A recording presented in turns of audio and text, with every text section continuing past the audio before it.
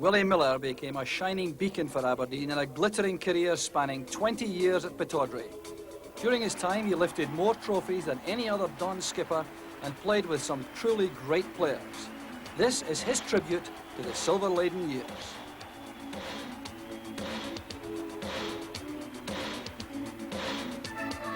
Willie's squad spans 2 decades, and in the next hour he'll explain the reasons for his selections.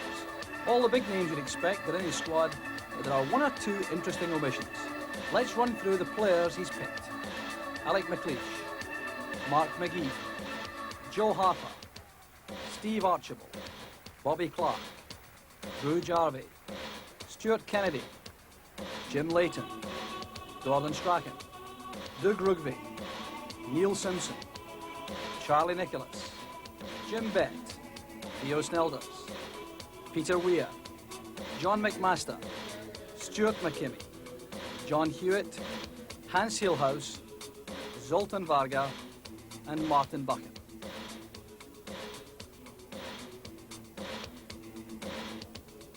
And of course, no team of Aberdeen greats from the past 20 years would be complete without the man himself. Like the fans say, there's only one Willie Miller. When you've been such a long time with one club, reducing the squad to just 20 players is a tough task. It proved too difficult for Willie. The sharp-eyed will have noticed there were more than 20 players featured in that first lineup. I spent a long time with Willie at Pittodrie and even on the golf course, narrowing things down. By the end, I want him to name his team, the best 11 Dons of his time. As usual, though, he had a few words of encouragement first. Right, Jock, let me show you around Pittodrie, and if you'd have stuck in when you were a kid and learnt this game, you might have made something out of your life. Good. I've had the pleasure of bringing many trophies into this room, probably the best being the European Cup Winners' Cup. There's little pleasure in this room, I can tell you. I know how you feel, Stevie, but all the hard work in here pays dividends on the field. On your bike, Stuart.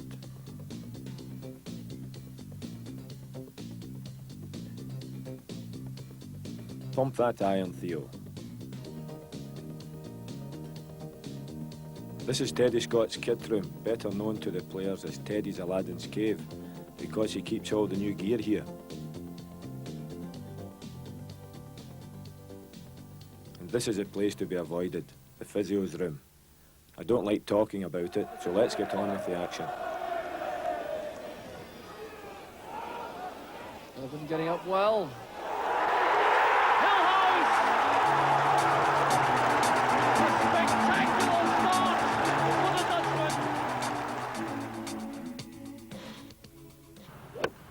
So my first recollections of Hans as a player was coming out of the anaesthetic after a knee operation. TV in the corner of the room, watching Aberdeen Dunfermline. And this guy, Hans Hillhouse, won his first games for Aberdeen, absolutely destroying Dunfermline. A green start for the young man from Holland, and that will endear him to the Aberdeen fans instantly.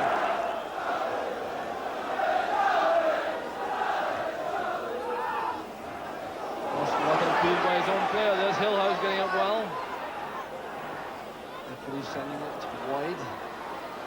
Michael's fine, all goes electric times, but it's back with David Robertson. Up goes Irvin. Hillhouse is there again! It's unbelievable! Hans Hillhouse makes it 2-0. 16 minutes gone. What a debut for the Dutchman. Corner kick caused all the trouble. Westwater here impeded by Ross Jack. A very intelligent header then coming here from Alec McLeish, sending it wide. Nicholas trying to turn. Was picked up here by David Robertson. Just look at the quality of this cross. Was won again by Brian Irvin. And there's Hillhouse. A lot of power on that header.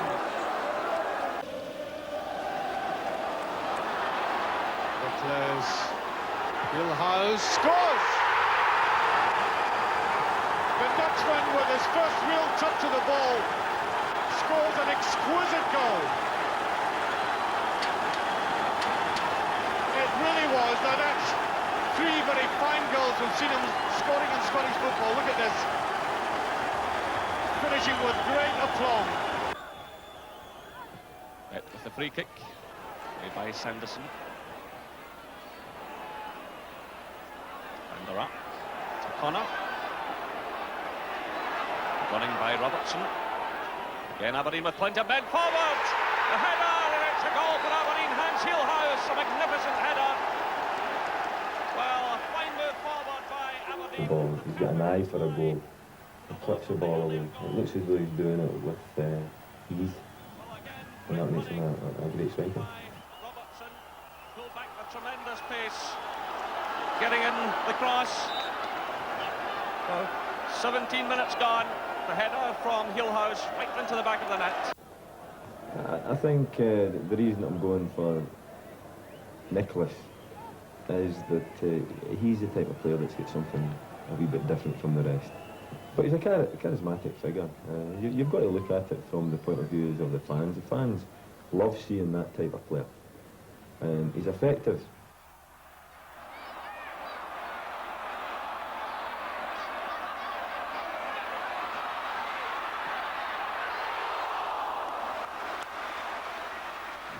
Charlie in the dressing room, fantastic. Sometimes you go into the dressing room and you don't have characters in the dressing room. The dressing room's flat. It's an important part to have the dressing room bubbling.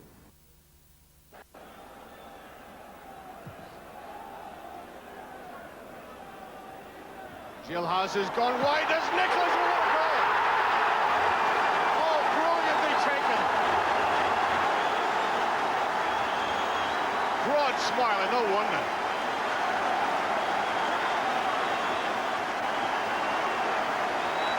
And that came all the way down from the big man from Spurs, Celtic defence. Look at that big gap there.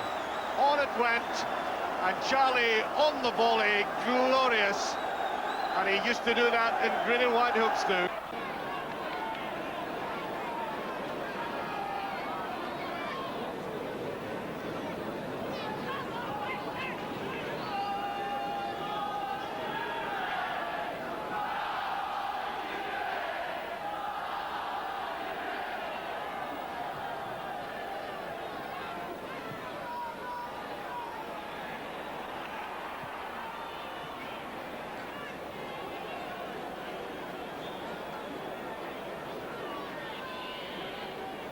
Charlie always had to be marked really tight, and he got a lot of rough treatment from many defenders.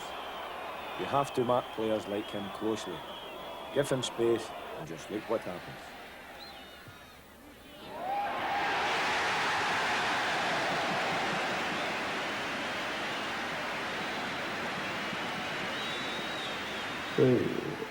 Great player, on and off the park. Another character, Joe Harper. The club's leading goal scorer, I think, of all time. You hardly leave him out, did you? You can't. I mean, you can't really. Whenever you speak about Aberdeen, then Joe Harper's name's got to come up there, and really the amount of goals he scored for Aberdeen speaks for itself. A golden chance for Aberdeen to go 1-0 ahead. And this could be Harper's 30th goal for the Dons this season. Ball just slightly off the spot. Harper scores. Aberdeen 1-0 ahead against Rangers. This is Martin breaking through Jim McLean. McLean hitting it wide, aim for Ali Scott. It won't get that far. Picked up by Sullivan with Kennedy coming up in support. Scott going back in. Sullivan retains possession. Kennedy coming up on the outside. Sullivan floating it infield. 1, 2, 3 red shots there. Neil Law can't reach it. Chance for Harper and a goal. Kennedy racing away to this end. Great run by Kennedy. Harper. Second chance. Goal. Beautiful goal. Over to Scanlon. Scanlon turns it across. Headed in by Harper. And it's a goal. Harper's hat-trick.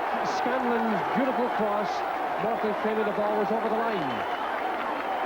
9 minutes to play and it's all over. Kennedy made the break. But Joe just wasn't a goal scorer. He had two really good feet. He was a very accurate passer of the ball as well. Joe could play in midfield, and create from midfield. But when he really came to light was inside the penalty box. Jarvie, back header. This is Harper. Harper across towards Fleming. Jarvie, great save by McCloy. Brilliant save by McCloy. Harper across superbly. Fleming heading down. Jarvie aiming for that post. McCloy clawing his way across goal, tipping it away. But back from Aberdeen. This is Harper inside the box. Chance for Harper out in front. Jarvie scores! 15 minutes played in the second half. Aberdeen go into the lead for the second time.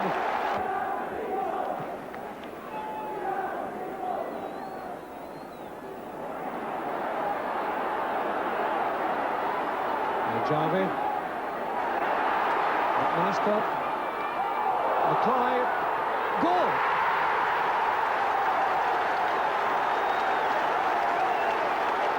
Two goals in 2 minutes. And Joe Harper's... Now, you've named Drew Jarvie among your list of strikers. Why? Well, really Drew's in there, although he's in the striker section, really he could be a midfield player. In fact, he played most of his games in the midfield position, and he scored a lot of goals from midfield. And really Drew's in there because of his goal-scoring ability. In fact, he's one of the top goal scorers with the club, and that's saying something with him coming from midfield to score goals. But he was a winner. He was a determined player. Nothing was a lost cause to Drew. The story that I always liked recalling was when we played Liverpool in the European Cup, and we got beat 1-0 at Pittodrie. We're down at Anfield, and half-time we're in the dressing room, we're 2-0 down. We've got a few injury problems and, you know, a skeleton team out in the park, and things aren't going too well, and all our heads are down, and Drew comes in, never optimist, thinks that we could still do it, and comes away with the famous quote, "Come on lads, 3 quick goals and we're back in this game." But that kind of sums him up. You know, he loved playing the game. Now, another man that came to the club, who's on your list, was Steve Archibald. He came from Clyde as a midfield player there and became a great striker. What were his qualities? His main attributes, he never scored spectacular goals. There's always goals where he was sniffing them. You know, rebounds off the goalkeeper, pass backs from defenders. It's always that type of goals. But in this game, every goal counts, and Stevie got his fair share of them. And I think he's in my list on merit as a good all-round player, but as the poaching type of striker.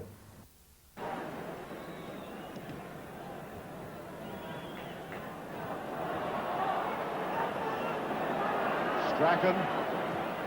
Well, that's a brilliant ball. McGee, he scored! Mark McGee has put Aberdeen. I think in training, it took him a long while to get established in the first team. But when he did get established, and when he did start playing, what a marvellous player he was for Aberdeen through our successful years. What qualities did he have in particular that got him into this illustrious list? Well, really, his strength, his overall strength, he was a physical player. He was a great striker to lead the line. You could play with Mark McGee up on his own. You could play with 2 wide players and Mark McGee through the middle, and he would run the line really well, would take care of both central defenders and cause them a lot of problems through his hard running and his work rate. He was also very quick. Celtic would not mind the replay out of this situation. Bell with a great goal! Off the post! I thought it was in. And there it is, yes! Mark McGee does it! 2-1. And the figure going up into the air, going after the ball. Strachan played it out beautifully. Simpson. McGee goes wide, good ball inside. Strachan. McGee in the dry area. Needs to touch it inside. And that must be yes. And was kept by Thompson. credit McGee with that goal. Here's Watson on the outside. There's the ball to Watson. In they go for the return, and there's the third goal by McGee. It's forgotten to in a lot of places that in the goal which won the European Cup Winners' Cup in Gothenburg, which was scored by John Hewitt, Mark McGee played a very important role in that, doing what you just said, going into a wide area from a defensive position at the time. As you say, we get the ball at the back, goes to Peter Weir, and Matt does what he was good at, you know, really going from central areas out wide, good strong run, getting on the ball and delivering the good cross in for John Hewitt to score.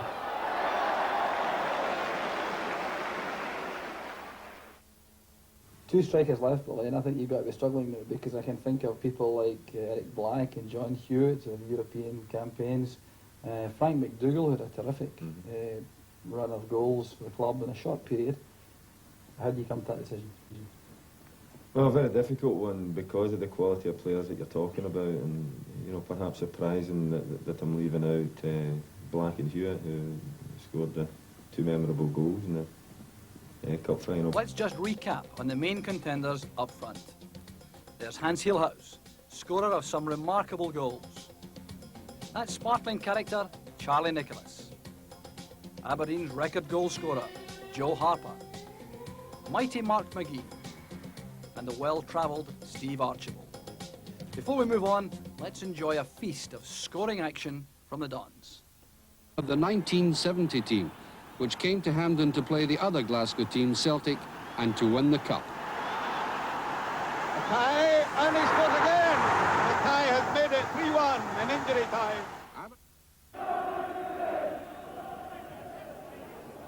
In swinger, Ian Porteous, 1-0 to Aberdeen. So the 90 minutes are up, we're into time added on for stoppages in the second half. Hasn't been a great deal of that. And Strachan, and that ties it up. Well, into injury time. A really fine atmosphere here at Fir Park, typical cup tie atmosphere. And although the pitch is a little soft on top, reasonably good, there's a great chance for Hewitt, and he scored! John Hewitt. Well, that must go down surely as the quickest Scottish Cup goal I've ever seen anyway. 1-0, and there is Hugh Sprott looking quite dismayed.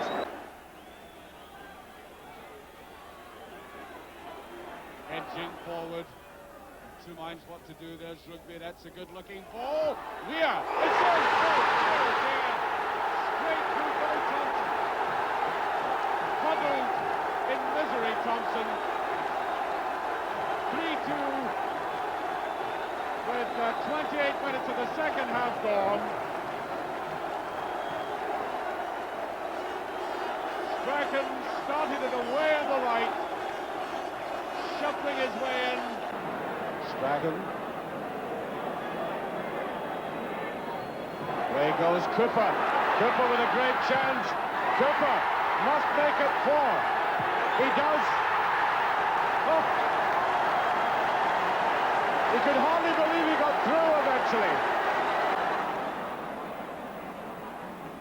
Russell. A gap now. Simpson. Wants a 1-2. That's a good ball. McGee likes his position. And could be there. It is the winner. That will win the cup. Eric Black, 1-0. That is the end.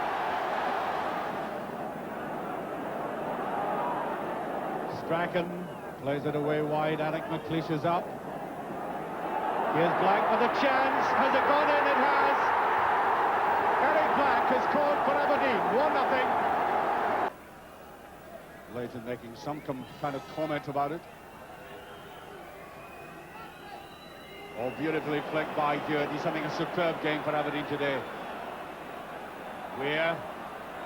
Walter Kidd. There's a dummy. There's a goal. 2-0. John Hewitt. A superb goal by Aberdeen. Beautifully, technically executed. And the rippling red and white harvest of support, acknowledging a superb piece of play. And that could be the goal that kills all odds. A really tenacious run here by Weir.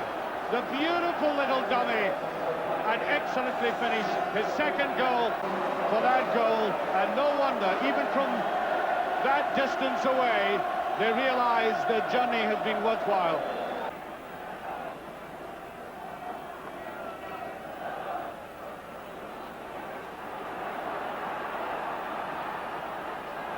Free kick, yes.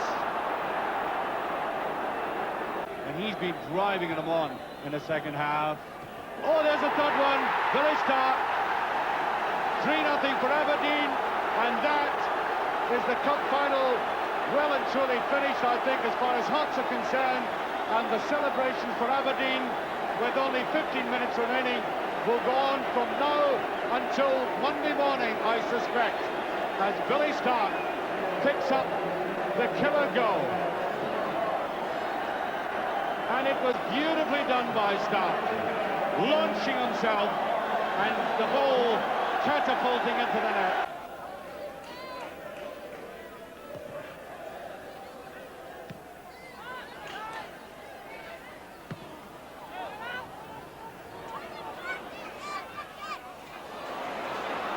McKinley again putting his goalkeeper under pressure, but again Nicky Walker responding.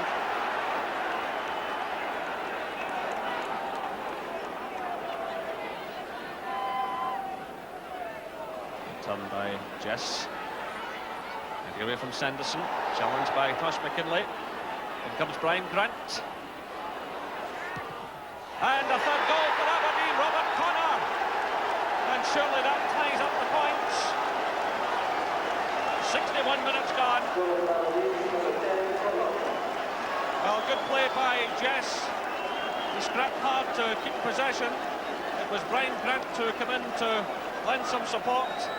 Just battling there with Sanderson and Tosh McKinley.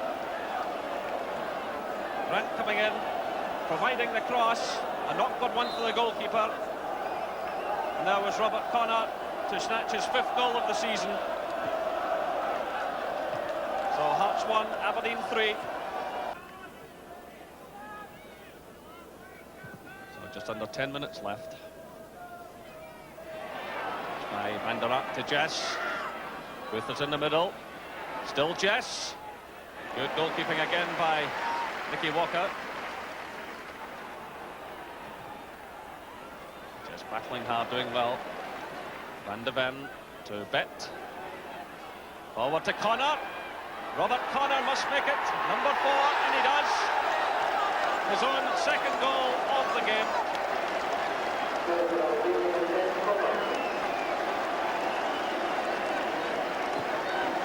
Well, good play by Ian Jess. He battled hard to keep possession. The ball played through to Connor. They beat the goalkeeper and had the simplest of tasks.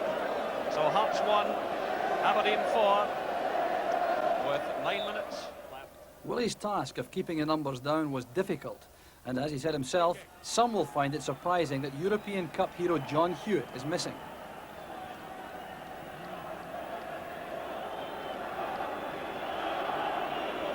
Willie even helped him score some great goals.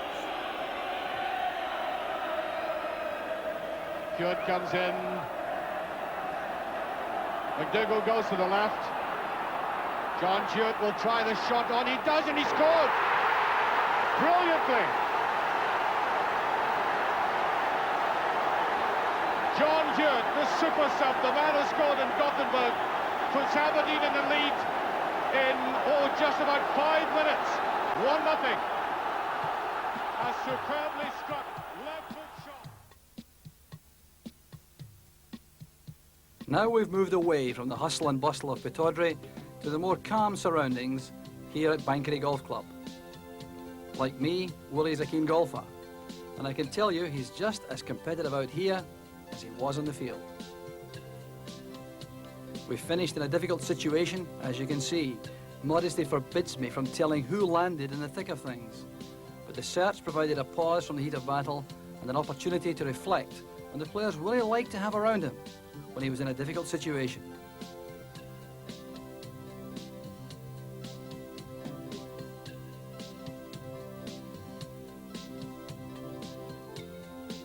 And here I am in tricky situation number 2. Watch this, Sevy, and eat your heart out.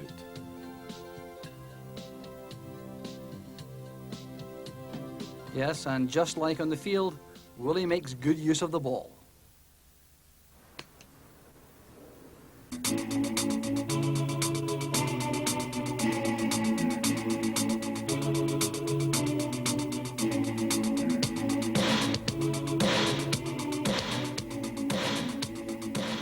Right, Willie, your short list of defenders now, really in Doug Rougvie country. He's in your list. Why is he a candidate for this team? Well, Big Doug, probably not the most skillful player, but really he was the type of player that you could go to any ground with and he'd be totally fearless. He feared no one, he feared no situation. The Bayern Munich game that we played, it was just another game to Big Doug, like, totally fearless he was. His warm-ups at Parkhead were legendary. He used to come out the tunnel and head directly over to the jungle and do his warm-up right in front of the jungle. Side steps up and down in front of the jungle. 15,000 people going crazy. The rest of us were all over in the corner doing our wee warm-up. Big Dougie was loving it in front of the Parkhead fans.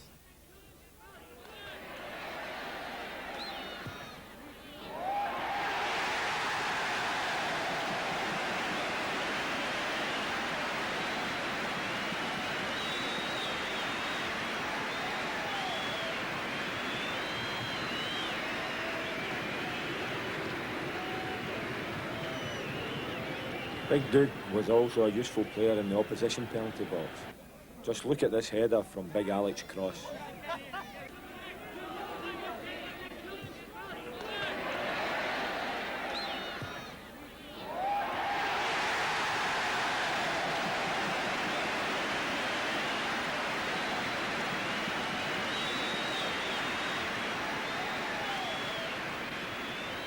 And in certain circumstances you need the Doug Rougvie type of player. The intimidating stadium, the big occasion. You need players like Doug Rougvie about the place. You also need players like the others you've mentioned. You mentioned Stuart Kennedy, Stuart McKimmie, Alec McLeish, and Martin Buchan, who was your predecessor at sweeper. What were their qualities? Well, Martin was here before I came to Pittodrie, and actually, and Martin leaving, it gave me a chance to establish myself in that position. But Martin had a lot of qualities. He was very quick. He was a very elegant type of player. He was really tidy. Everything Martin did had a certain polish to it. And the team in the early 70s, their back lot, Martin pulled the strings at the back. He talked them through it. They played at a system where they came out very quickly. Played a flat back 4, although Martin tended to be classed as a sweeper. They did tend to play a flat back 4 with Martin going deeper in certain circumstances. But a very elegant player, very quick, read the game well, just all round a very good player and a very good captain. You've only named one out-and-out centre-half in that shortlist. Yes, well, I think there is only one, really. My big teammate, Alec McLeish. As far as centre-halves go, I don't think you get any better. Very dominant type of player. Very good in the air. A lot of skill on the ground as well, which perhaps he doesn't get enough credit for. A real winner. He just loved winning. But as far as centre-halves go, you can't look past Big Alec. And about 12 minutes of the first half gone. That's a good-looking ball again at Jackson. Hard hit there by Simpson. And there's a floating equaliser by Alec McLeish. 1-1, a superb goal.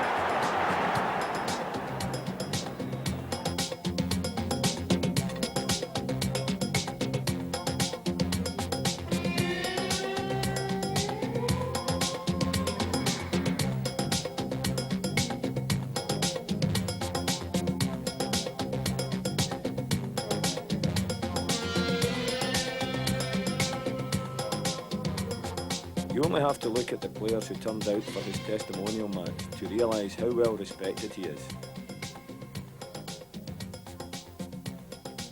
Who's that blonde guy?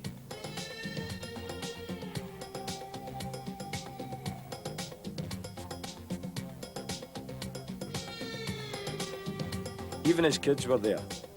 He'll be hoping they don't end up with a nose like their dad's. The only man missing on the night was me. That's something I regret. But I was in hospital having a knee op. There's that blonde guy again. Who does he play for?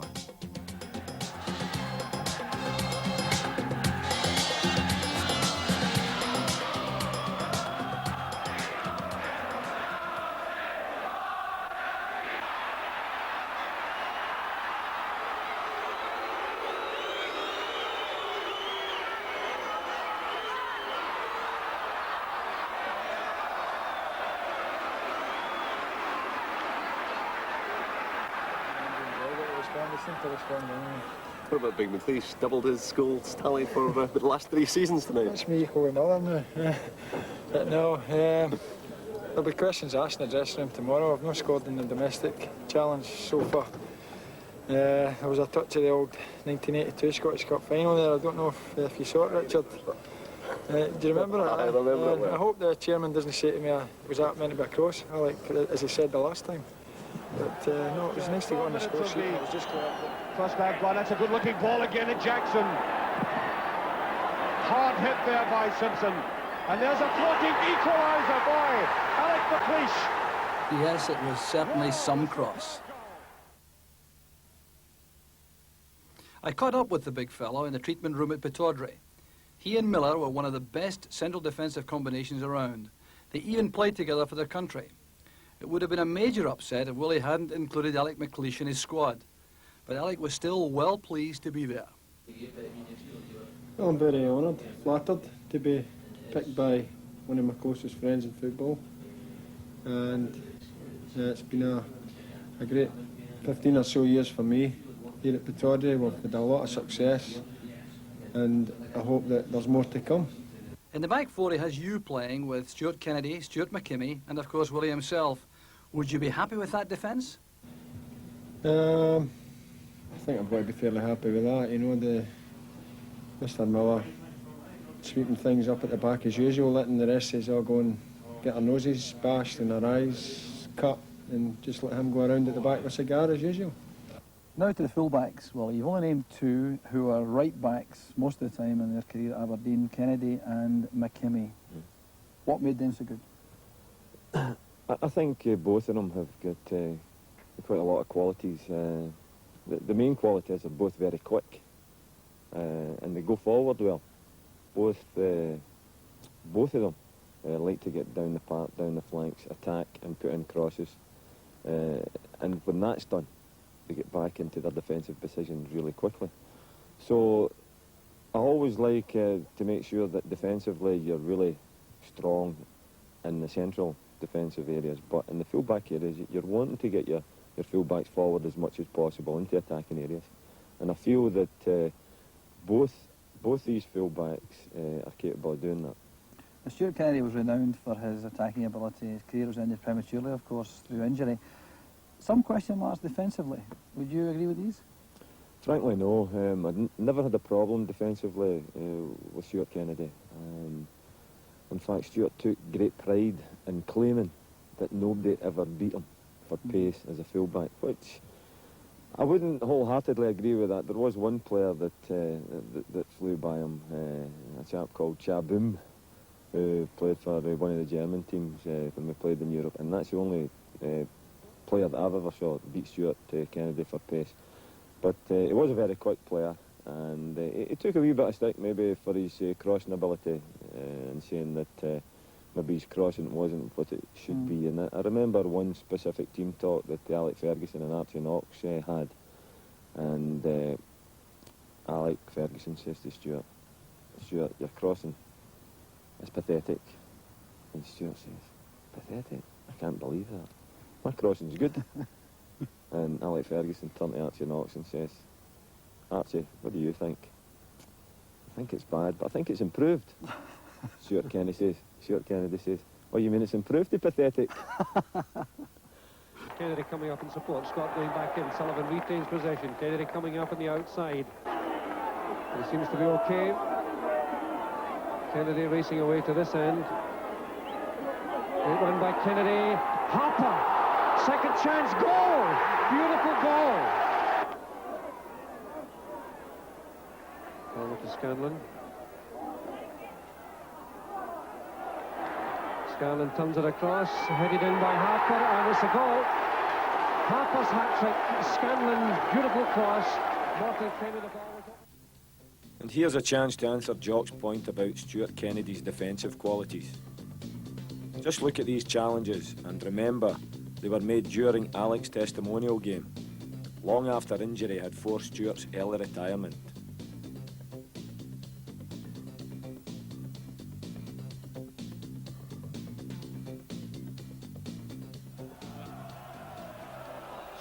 We blunder there, Jock, and here's another. Over to Robertson. Lovely turn against Dublin. Robertson with the cross. Oh, it's a long goal. The ball going in off. Stuart McGee. Hearts have taken the lead. Oh, great play by Robertson getting away from Dublin. A quick turn against the defender. It was quite a goal, but is it the best one Stuart McKimmie has scored?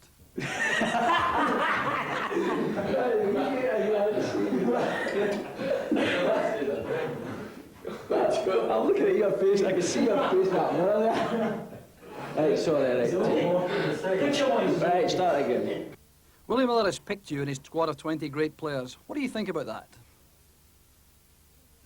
Well, I think that's a great compliment for me because I think in the 20 years he's played with some great players. I used to support Aberdeen as a boy and I've seen some great players here, so yeah, as I say, it's a great compliment for me.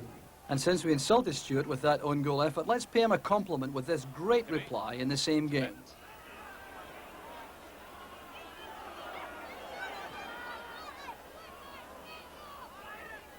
Stephen Wright.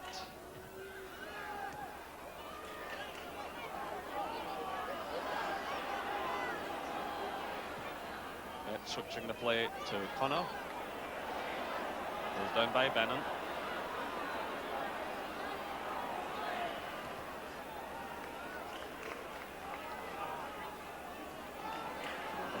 Everyone forward at the moment. Stuart McKimmie with the shot. Oh, magnificent goal by Stuart McKimmie. Well, he scored the goal that clinched the championship here back in 1984. This a remarkable goal. Well, that's certainly one way to make amends. In the back four, he has you playing with Stuart Kennedy, Alec McLeish, and of course Willie himself. Would you be happy with that defence? Yeah, I think any manager would be happy with that back four. Over the years, I think Willie, Alec and Stuart Kennedy, they've played really well, and they were together in the European campaign when they won the Cup Winners' Cup, so I'd be delighted to play in that back four. Being involved. Cloud sending over the high ball. McInally challenges on his flank. Here the chance for McKimmie. 1-0 to Scotland. Hampden Park erupts. 32 minutes gone. And Stuart McKimmie, in his third cap, gets his first goal for his country. Great play by the strikers. McInally challenging. Then it was Flank who played wide. And just look at this finish from Stuart McKimmie. We saw an excellent combination there, Jock. They're worried obviously about Alan McInally's ability in the air. The winner against Argentina at Hampden. Even the commentator was impressed.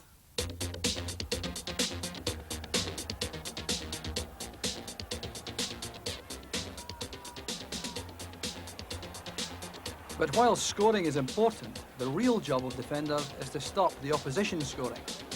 Stuart certainly has the qualities for that too.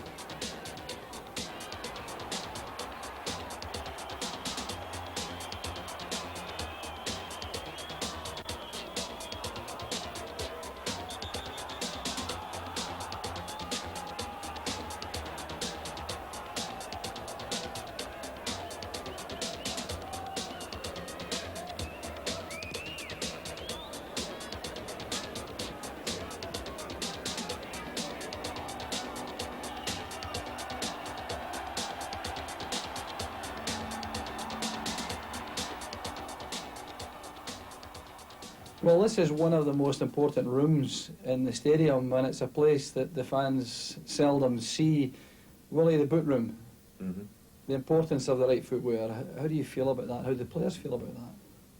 Well, most of the players at Pittodrie are very professional in their outlook, and obviously the boots are very important. We do actually have a chap called Charlie who looks after all the boots for us, cleans them and just makes sure that we're in the right condition for the game on the Wednesday or the Saturday. But most of the lads here tend to look after their boots, well, and make sure the worst of the dirt's off them when they're finished training. And I think that's only right. It's your tools of your trade, so you've got to look after them. You've had some good goalkeepers in your time at Pittodrie. 3 long-serving ones, 2 in particular, Bobby Clark, then Jim Leighton, and now Theo Snelders. They're your 3 in your short lead. What made them all so good? Well, really, it's going to be difficult to choose between the 3 of them because really the goalkeepers that I've played with have all been so professional and so good at what they do. Starting with Bobby Clark, when I first came to the club, Bobby was a senior player here and very professional. His outlook on the game was really first class, worked very hard at the game, in training and on the park. Great organiser, talked all the time. As a young player, it was important for me to come and for somebody like Bobby Clark to be behind me and help me through the early days. And really, I would like to think that I picked up some of Bobby's organisational skills and adapted them to my own style of play.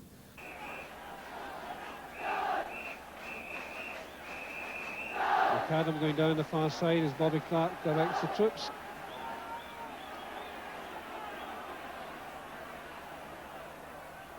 Over it comes from Provan, advancing, gets his head to it, hooked away by Kennedy, but straight back to Provan.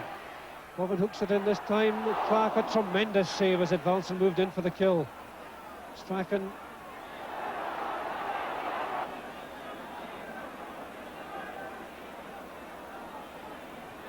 It's the result at the end of the day which counts, and fortunately we got it today. You must have been particularly impressed with the play of Bobby Clark. He was magnificent. Magnificent he was. His influence is some magnificent saves. I can't say enough for him. I'm really over the moon about the performance. Willie's still struggling with his final choice for goalkeeper. It looks like Leighton or Snelders. Stuart McKimmie has played in front of both many times. I asked him which one gave defenders most encouragement. One goalkeeper gave more encouragement than another. I think in their own right they're both really good keepers. I think that they've Theo's commanding in his area and that, and he's good reflexes, and I think his all-round game's pretty good. His kicking and that's really good. Whereas Jim, his attitude was great, and he was a good goal saver and that. But I think the only problem Jim had was his kickouts. They tended to land on top of my head all the time, so that was probably his weakness, was just his kicking. It's difficult to make up my mind about which goalkeeper to choose. Maybe this action will help.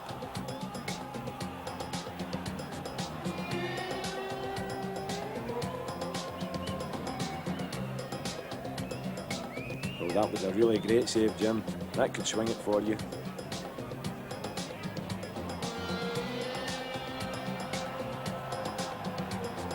Oh, and look, there's that blonde guy again. Bit short of pace, but I'm told he sings well in the bath.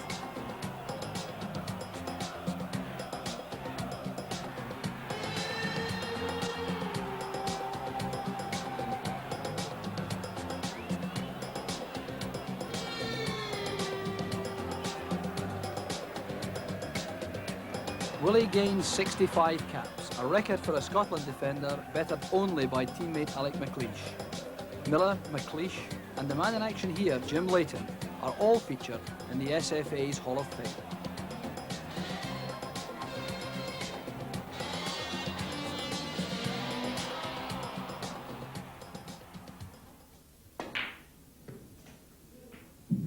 When Theo came to the club, we wondered how good his English was, and we wondered if he could understand the way the Scots speak, especially the Aberdonians in the team. But the one thing that we wanted to make sure he could understand was stay in your blooming line, Theo. And I think he's learned to know that one.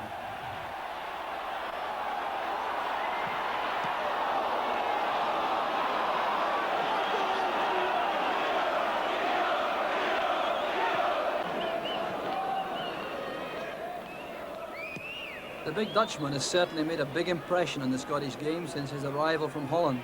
He's undoubtedly one of Alex Smith's most judicious signings. He usually takes his skipper's advice, but now and again goes off on a frolic of his own, like in this game against Hearts. Well, it certainly provides entertainment for the fans, but it doesn't help the defender's pulse rate. Nevertheless, he's a genuine candidate for Willie's final selection.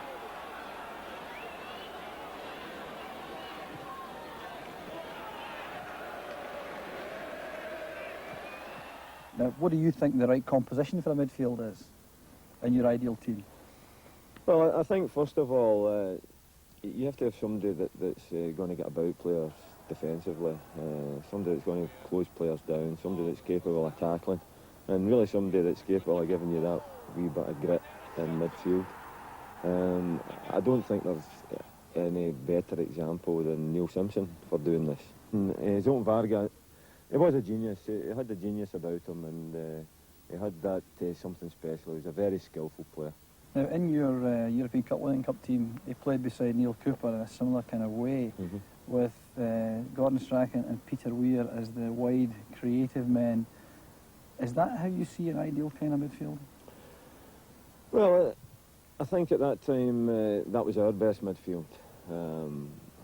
Looking at it, I would rather we had a wee bit more skill in the midfield areas. Both the Neils did really well, Neil Cooper, Neil Simpson, and defensively we were very secure there. But perhaps we could have been a wee bit more creative. So Jim Bett comes to mind.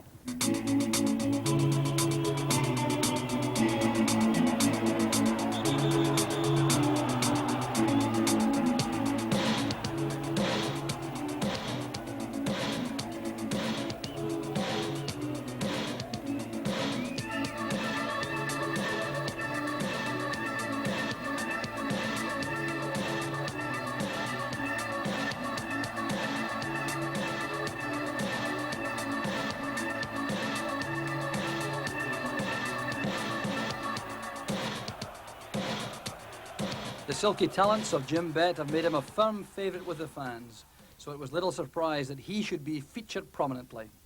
What did he think about making the squad?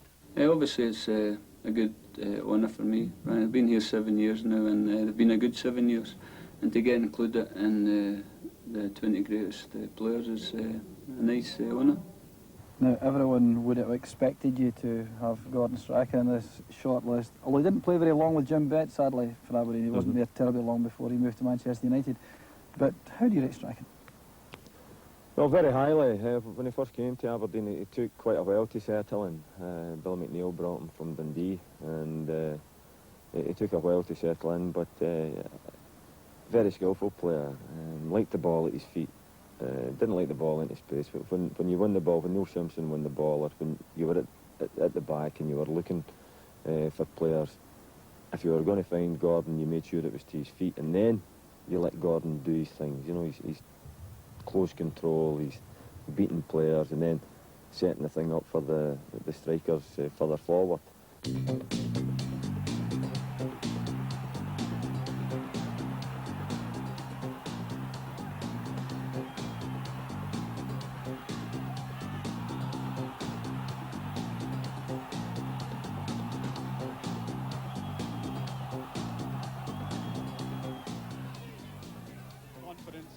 Going up into the air, going after the ball. Strachan played it out beautifully. Simpson. McGee goes wide. Good ball inside. Strachan. McGee in the dry area. Needs to touch it inside. And that must be yes. And it's hit by Thompson. I think we'll credit McGee with that goal. Well, the 90 minutes are up. We're into time added on for stoppages in the second half. Hasn't been a great deal of that. The Strachan. And that ties it up.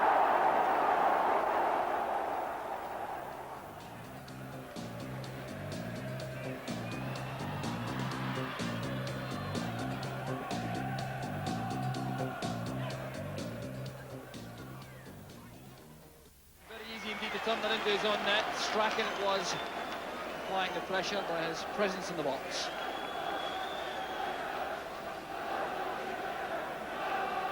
Weir's corner kick.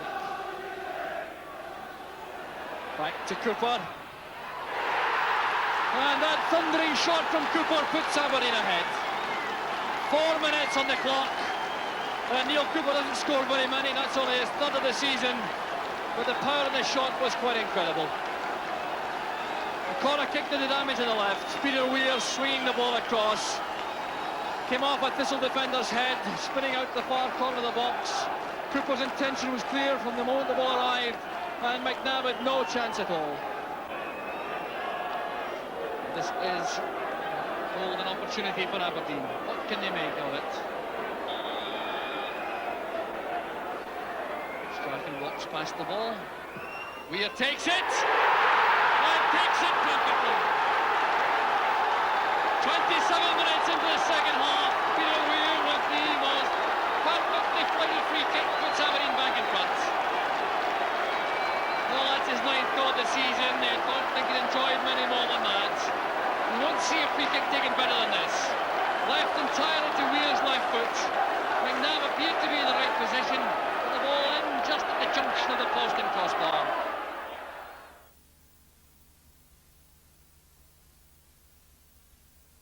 Pensive moments for Willie as he wrestles with his selection problems.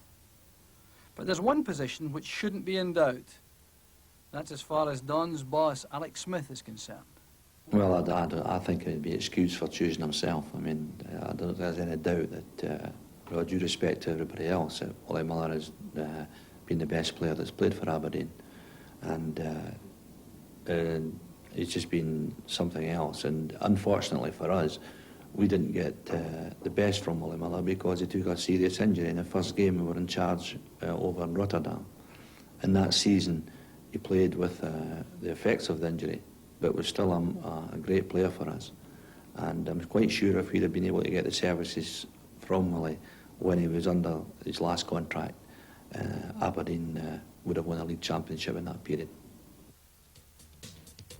Whatever the choice, you can be sure there will be arguments. Pittodrie fans are never short of opinions. Who says they lack passion? Well, who would you choose for your team?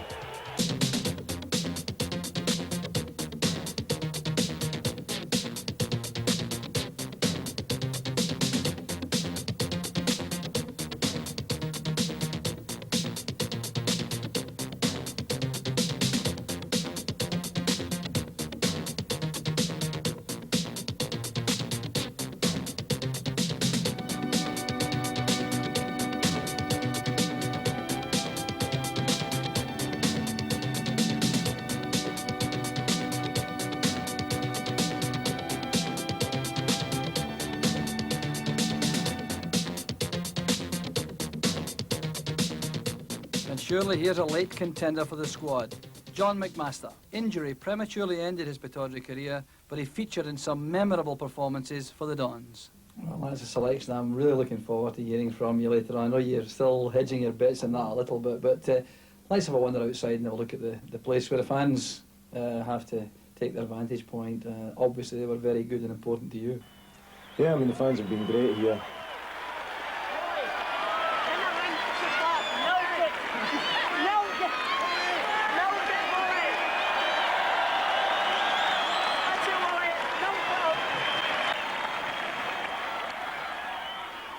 Right, well, the hedging's over. You're on the spot now.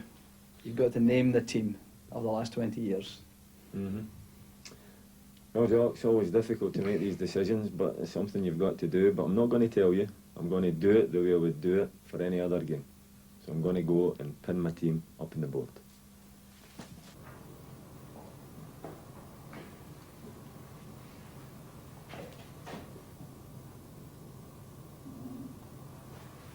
Okay. Here's Willie's selection. In goal, Jim Leighton, who just edged out Theo Snelders, perhaps the most difficult selection. Stuart McKimmie is selected at left back, and to satisfy Willie's desire for two attacking fullbacks, fleet-footed Stuart Kennedy is the choice for number 2. The redoubtable Alec McLeish, unchallenged for centre-half.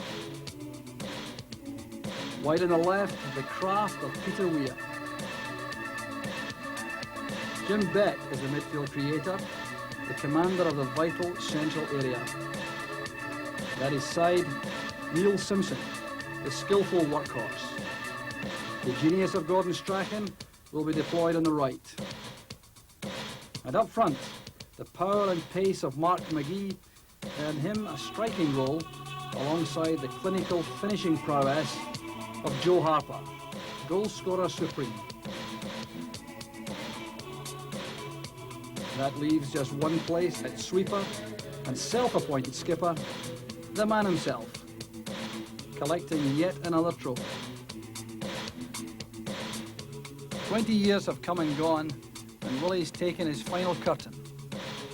Not one Aberdeen fan would have excluded him from that select team. Moments like this will never happen again. The adulation of the fans was there for all to see. Will they ever see his like again? Willie Miller, a legend.